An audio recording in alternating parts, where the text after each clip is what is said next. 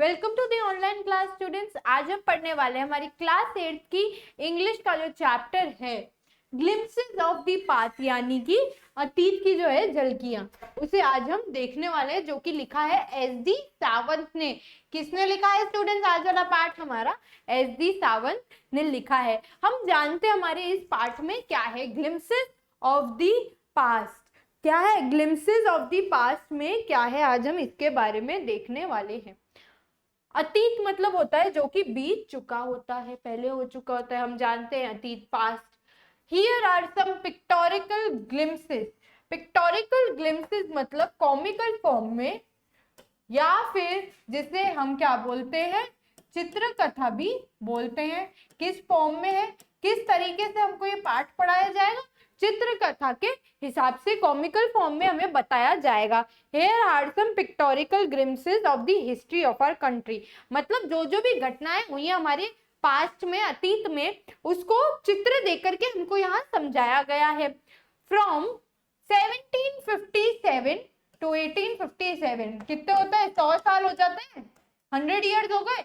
अब 1757 से 1857 तक जो जो भी हमारे जो देश है, कंट्री है हमारी भारत, उसमें जो जो भी हुआ है वो आज हम इस पाठ में पढ़ने वाले हैं। These pictures and speech bubbles will help you clarify your understanding of the conditions that led to the first war of independence in 1857। हमने देखा था कि हमें आजादी चाहिए थी, भारत को अंग्रेजों से आजादी चाहिए थी। तो पहला जो युद्ध हुआ था, फर्स्ट वॉर हुआ था, वो कब हुआ था? 1857 में। तो हमें यह पार्ट अच्छे से समझाएगा। जो भी पिक्चर्स हमको दी गई है, चित्र दिए गए हैं, जो भी हमको नीचे झलकियां प्रस्तुत की गई है, वो क्या बताएंगी, हमें अच्छे से समझने में मदद करेगी कि क्या क्या ऐसे कारण थे जिस वजहों से पहला युद्ध हुआ था आजादी का, भारत की आजादी का पहला युद्ध हुआ था।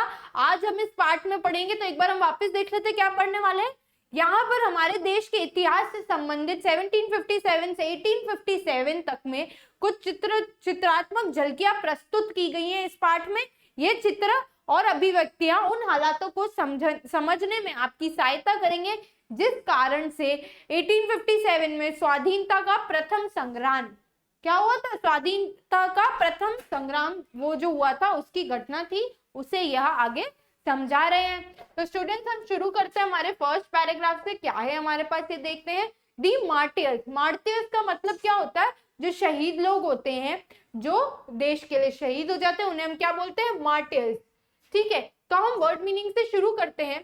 फिल का मतलब होता है भरना, कंट्रीमैन होता है देशवासी, और टीयर्स का मतलब होता है आंसू।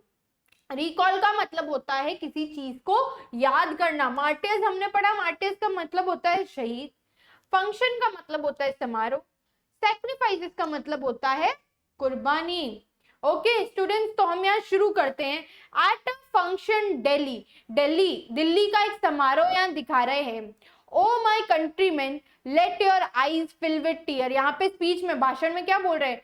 देशवासियों, तुम्हारी आंखें आंसू से भर जाएगी अगर हम ये सब जो शहीद हैं उनके जो है सैक्रिफाइसेस मतलब जो भी उन्होंने क्या किया है, सैक्रिफाइस है एक दूसरे के लिए, जो शहीद हुए हैं उनकी कुर्बानी अगर हम याद करेंगे तो तुम्हारी आंखें भर जाएंगी। Oh my countryman let your eyes fill with tears as you recall the sacrifices of Indian martyrs. मेरे वतन के लोगों, जरा आंख में भर लो पानी, जो शहीद हुए हैं उनकी जरा याद करें हम कुर्बानी।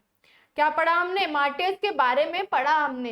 ठीक है, अब हम नेक्स्ट आते हैं। कंपनीज कॉन्क्वेस्ट, कंपनी की विजय कब हुई थी? 1757 से 1849 तक। मतलब ये जो हमारा युद्ध है उसके 8 साल पहले तक चली थी। युद्ध कब तक चला था? 1857 तक। अब हम देखते हैं कंपनीज कॉन्क्वेस्ट में हमारे पास क्या वर्ड मीनिंग्स है। फॉर्ट, फॉर्ट का मतलब होता है लड़ना या लड़े। सबड्यू का मतलब होता है वश में कर लेना। डीथ्रोन का मतलब होता है राज सिंहासन को हटाना। रिएक्ट का मतलब होता है प्रतिक्रिया व्यक्त करना। डेस्टिनी का मतलब होता है किस्मत। सुपीरियर का मतलब होता है एकदम श्रेष्ठ। वेपन्स का मतलब होता है हथियार। नेक्स्ट है अपने पास एक्सटेंडिंग। एक्सटेंडिंग का मतलब होता है फैलाना। प्रिंसेस का मतलब होता है राजकुमार। जो प्रिंस होते हैं हमारे, उनके बारे में यहाँ लिया गया है प्लूरल फॉर्म में। शॉर्ट साइटेड का मतलब होता है अदूरदर्शी, फार सीइंग का मतलब होता है दूरदर्शी। तो यहाँ हमारे पास अपोजिट है, short sighted and far sighted. Constant का मतलब होता है लगातार। राइवलरीज का मतलब होता है प्रतिद्वंदी, ठीक है, प्रतिद्वंदिताएं। स्लेव का मतलब होता है गुलाम, स्लेव का मतलब क्या होता है, गुलाम। अपस्टार्ट का मतलब होता है घमंडी। मर्चेंट का मतलब होता है सौदागर। डिफीट का मतलब है हरा देना या पराजित कर देना। पीस का मतलब होता है शांति। और फॉरेनर्स का मतलब होता है विदेशी लोग। क्या होता है, विदेशी लोग। With its superior weapon the British East India company was extending power in 18th century. 18वीं सदी में क्या हुआ था, जो हमारे ब्रिटिश ईस्ट इंडिया कंपनी आई थी हम पे राज करने, क्या करने, हमें कैप्चर कर लिया था, राज कर रहे थे। उनके पास क्या बहुत ही ज्यादा अच्छे क्या थे, हथियार थे। उन सबसे उनकी क्या बढ़ रही थी, हथियार और अलग अलग तरीके थे जिससे उनकी ताकत बढ़ रही थी यहाँ पे, जिससे उनकी कंट्रोल करने की ताकत 18वीं सदी में यहाँ बढ़ रही थी। अपने श्रेष्ठ श्रेष्ठ हथियारों के बल पर ब्रिटिश ईस्ट इंडिया कंपनी 18वीं शताब्दी में अपनी सत्ता फैला रही थी। इंडियन प्रिंसेस वर शॉर्ट साइटेड। भारतीय शासक जो थे अदूरदर्शी थे, ठीक है, वो ज्यादा नहीं सोचते थे। दैट अपस्टार्ट राजा भा call the English merchants they will help me to defeat him. अब हम यहाँ क्या देख रहे हैं, किसी भी दो राजाओं की लड़ाई होती थी तो क्या करते थे, ये अंग्रेजों को बुला लेते थे ताकि वो सामने वाले को हरा सके। अब यहाँ देखो एक राजा क्या बोल रहा है, वह घमंडी राजा, अंग्रेज सौदागरों को बुलाओ, वह मेरी उसे हटाने में, उस जगह से उसे हटाने में मेरी क्या करेंगे, मदद करेंगे, सहायता करेंगे। The people had no peace due to such constant fight. अब दो राजाओं के बीच में ऐसे लड़ाई होगी तो बाकी जो राज्य में लोग रह रहे हैं उन लोगों के बीच में जो है वह कैसे शांति होगी। इन लगातार झगड़ों के कारण जनता में जो है शांति नहीं थी। The rivalries helped East India Company and it could easily subdue Indian princes one by one. अब विद्रोह जो थे दो राजाओं के, अब भारत के राजा एक दूसरे से लड़ रहे हैं तो उनके बीच का जो विद्रोह था, विद्रोहियों ने ईस्ट इंडिया कंपनी की मदद की और वह एक एक करके भारतीय राजाओं को का दमन करती रही, उन पर क्या काबू कर रही थी वो एक एक करके, उनकी मदद करके। अब आप किसी की कोई मदद करेंगे तो कुछ बदले में मांगेंगे, तो वही उन्होंने किया। अब ये भारतीय राजा क्या उनकी मदद मांग रहे थे ब्रिटिशर्स की, ठीक है, तो उन्होंने भी बदले में कुछ कुछ मांगा होगा जिस वजह से वो उन पे काबू कर पा रहे थे। A far seeing ruler like brave Tipu Sultan of Mysore fought the British till he died fighting। अब हम किसके बारे में पढ़ रहे हैं, टीपू सुल्तान के पास बारे में, बहादुर टीपू सुल्तान, जैसे कि जो मैसूर के दूरदर्शी शासक थे, उन्होंने शहीद होने तक अंग्रेजों के विरुद्ध क्या की थी, शहीद होने के लिए अंग्रेजों के विरुद्ध लड़ाई की थी, उन्होंने शहीद हो गए थे वो लड़ते लड़ते, ठीक है। इसके बाद हम देखते हैं how did Indians react to these conquest. भारतीयों ने इस पर कैसी प्रतिक्रियाएं दी उसके बारे में बात करते हैं। Thank god there is peace in this country now, no more wars, no more lootings और ठग। अब यहाँ बात कर रहे हैं कि भगवान का शुक्र है कि अब हमारे देश में शांति और यहाँ युद्ध नहीं है और ठगी नहीं होगी। जिसपे दूसरा बोलता है it is God who send the British, our destiny is linked with them. अब इन्होंने क्या, भारतवासियों ने क्या किया, जो ब्रिटिशर्स थे, ठीक है, इनको एक्सेप्ट करना शुरू कर दिया था क्योंकि इनकी वजह से जो है राजा ज्यादा पावर में, सत्ता में नहीं रह रहे थे, ये आ रहे थे। तो लोग बोलते हैं भगवान ने अंग्रेजों को भेजा है, हमारा भाग्य उनसे जुड़ा है, तो ये उनको बहुत सुपीरियर मानने लग गए थे। The white man has killed और डिथ्रोन्ड आवर किंग। अब यहाँ लोग बोल रहे गोरे लोगों ने हमारे राजाओं को या तो मार दिया या तो फिर सिंहासन से हटा दिया। Now we have become the foreigners of slaves of foreigners. यहाँ बोल रहे कुछ राजा अच्छे नहीं थे परंतु आखिरकार वे हमारे राजा थे, अब हमें क्या विदेशियों का गुलाम बना दिया। पहले हम उनके गुलाम नहीं थे, पहले हम उस राजा की प्रजा थे, लेकिन अब तो हम उन विदेशियों के गुलाम हैं। किसके बारे में पढ़ रहे हैं हम, ईस्ट इंडिया कंपनी कब आई थी, 1757 से 1849 में, उसके बारे में हम यहाँ पर पढ़ रहे थे, ठीक है स्टूडेंट्स। नेक्स्ट हम देखते हैं हमारे पास है ब्रिटिश रूल। अब ब्रिटिश रूल कितना चला था उसके बारे में बता रहे हैं। 1765 से 1836 तक ब्रिटिश शासन जो था वो चल रहा था। आगे देखते हैं हम कैसे, हम इसके वर्ड मीनिंग्स देते हैं। इनकेपेबल का मतलब होता है असक्षम, इनकेपेबल का मतलब क्या होता है, असक्षम। नेक्स्ट हम देखते हैं अबैंडन के पास जाते हैं। अबैंडन का मतलब होता है अगर हम किसी भी चीज को छोड़ देते हैं, यूं ही छोड़ देते हैं या फिर डिसओन कर देते हैं तो उसे हम अबैंडन, छोड़ देना बोलते हैं। अबैंडन का मतलब होता है छोड़ देना। क्रिपल का मतलब होता है पंगु बनाना। इनएविटेबल का मतलब क्या होता है? इनएविटेबल ऐसी चीज जो कि निश्चित ही होनी है, ऐसी कोई चीज जो फ्यूचर में या पास्ट में, फ्यूचर में होने वाली हमें पता है और हम उसे क्या अनदेखा नहीं कर सकते या फिर उसे बाद में प्रीपोन पोस्टपोन नहीं कर सकते, वो निश्चित है तो उसे हम इनएविटेबल बोलेंगे। फेमाइन का मतलब होता है अकाल पड़ जाना। इंडस्ट्री का मतलब होता है उद्योग और अनटचेबिलिटी का मतलब होता है छुआछूत, जो कि पहले बहुत ही ज्यादा किया करते थे लोग। क्रॉसेस का मतलब होता है दूसरे तरफ जाना, उस पार जाना। हम बोलते हैं ना वी क्रॉस रोड, तो हम दूसरी तरफ जा रहे हैं। मिजरी का मतलब होता है दुख। अनवर्दी का मतलब होता है अयोग्य। ट्रस्ट का मतलब होता है विश्वास या फिर भरोसा। मैन्युफैक्चर्ड का मतलब होता है बनाया जाना या बनाया गया। प्रीच का मतलब होता है उपदेश देना या फिर कोई चीज के बारे में आप कोई मैसेज पहुंचा रहे हैं, लोगों को सिखा रहे हैं, जागरूकता फैला रहे हैं, उसे हम प्रीच बोलेंगे। लॉज का मतलब होता है कानून। नेटिव का मतलब होता है मूल निवासी। अगर आप कहीं के नेटिव है तो क्या बोलते हैं? आप उधर से ही है ना, तो नेटिव हुए। क्रॉप का मीनिंग होता है फसल। एरेर्स का मतलब होता है बकाया। एरेर्स का मतलब क्या होता है? बकाया।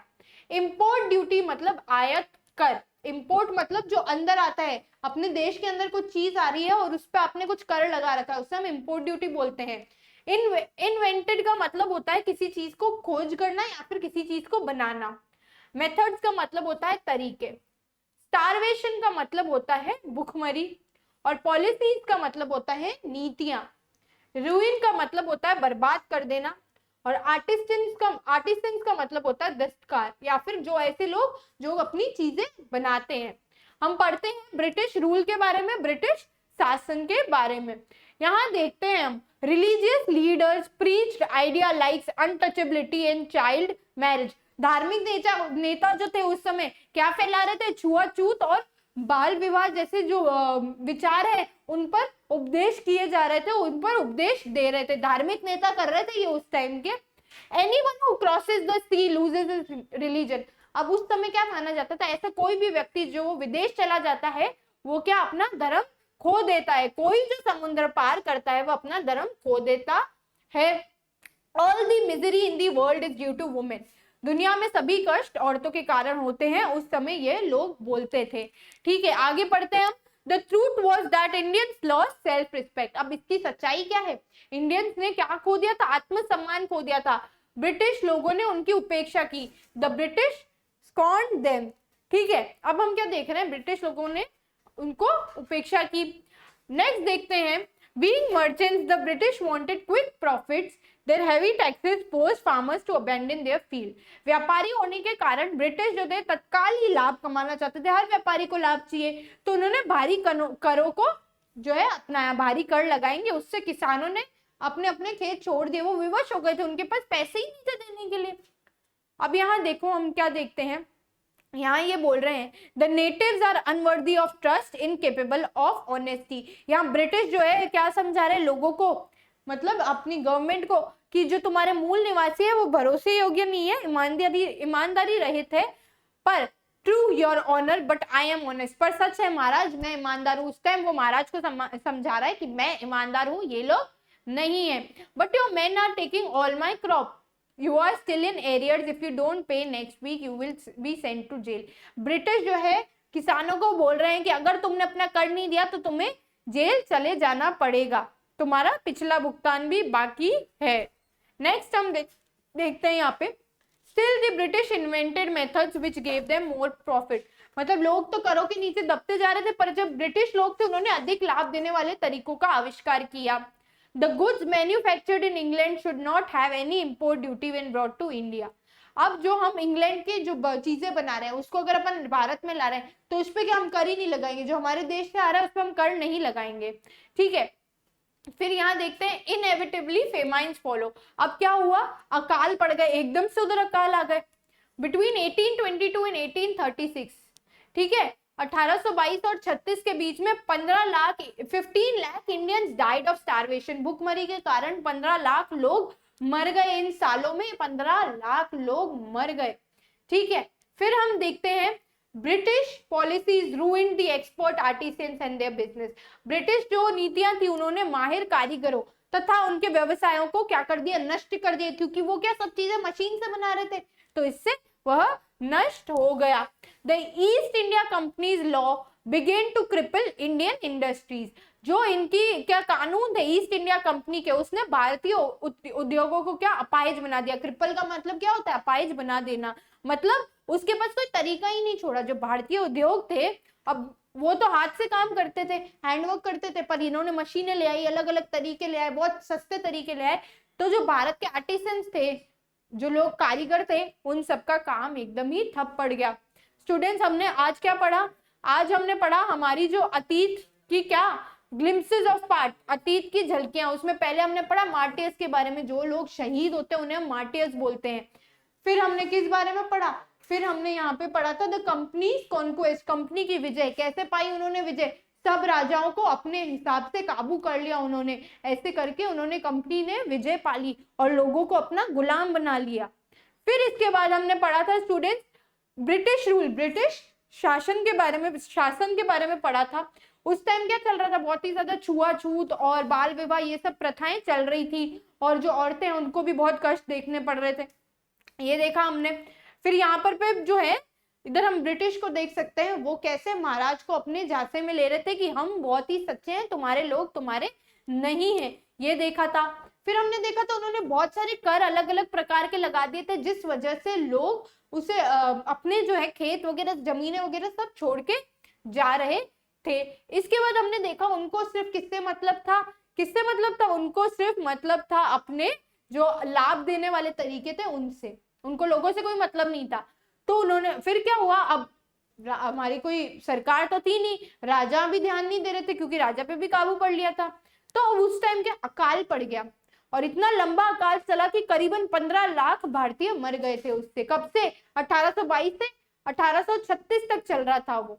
अब फिर इसके बाद एक और चीज हुई थी, ब्रिटिश नीतियों के कारण जो माहिर कारीगर थे तथा अनेक व्यवसाय थे, उद्योग थे, वो सब नष्ट हो गए, बिल्कुल ही उनका जो काम था एकदम ठप पड़ गया।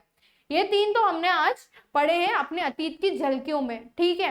पहला पढ़ा मार्टियर्स के बारे में, कंपनीज कॉन्क्वेस्ट के बारे में पढ़ा, फिर ब्रिटिश रूल के बारे में पढ़ा।